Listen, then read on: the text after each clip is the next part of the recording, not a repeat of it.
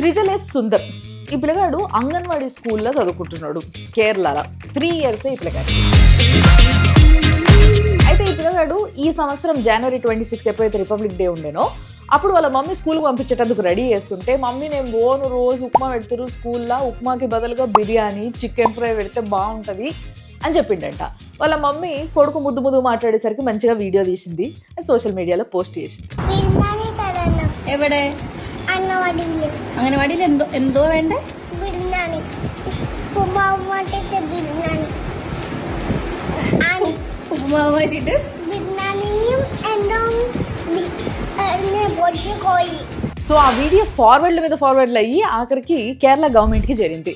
So అప్పుడు government అంటే basic ఏదో ఫార్వర్డ్ అయ్యింది అంటే అది వేరు, ఇక్కడ ఫార్వర్డ్లతో పాటు చాలా కామెంట్స్ వచ్చినాయి అనమాట. ఆ కమెంట్స్లలో ఏమని పెట్టిండ్రు అని అంటే, అరే జైల్లో ఉన్న ఖైదీలకు కూడా ఎవ్రీ సండే మటన్ చికెన్ ఏవో వండి పెడతా ఉంటారు కదా, చిన్న పిల్లలు వాళ్ళకి మంచి న్యూట్రిషనస్ ఫుడ్ కావాలి, ప్రోటీన్ రిచ్ ఫుడ్ కావాలి కదా, వాళ్ళకు కూడా అట్లా చికెన్ అట్లాంటివి పెడితే బాగుంటుంది కదా, మరి అది ఆలోచించలేదే అన్నట్టుగా కమెంట్లు వేసారు అనమాట అందరూ.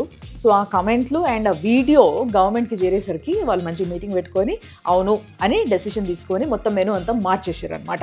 సో ఆ విషయాన్ని అక్కడ health and women child welfare minister అయిన వీణా జార్జ్ గారు బయటకు వచ్చి అనౌన్స్ చేసింది అనమాట. ఏమని అనంటే, అక్కడ ఈ పిల్లోడు అడిగినట్టుగా ఎగ్ బిర్యానీ, వెజిటేరియన్స్ కోసమేమో pulao and soya dry curry, and అందరికీ కామన్గా దాల్ పాయసం అండ్ న్యూట్రీ లడ్డు.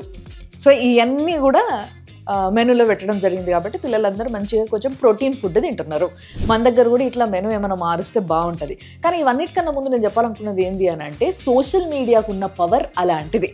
మంచి వాటికి వాడుకునే విధానంగా వాడుకుంటే సోషల్ మీడియా చేయగలిగిన పని కొంతమంది రోడ్లకి ఉద్యమాలు చేసినా, కొంతమంది కొన్నిసార్లు ప్రాణత్యాగం చేసినా కూడా జరగని పనులు సోషల్ మీడియాతో జరుగుతాయి. కాబట్టి దాన్ని ప్రాపర్గా వాడుకోవాలి.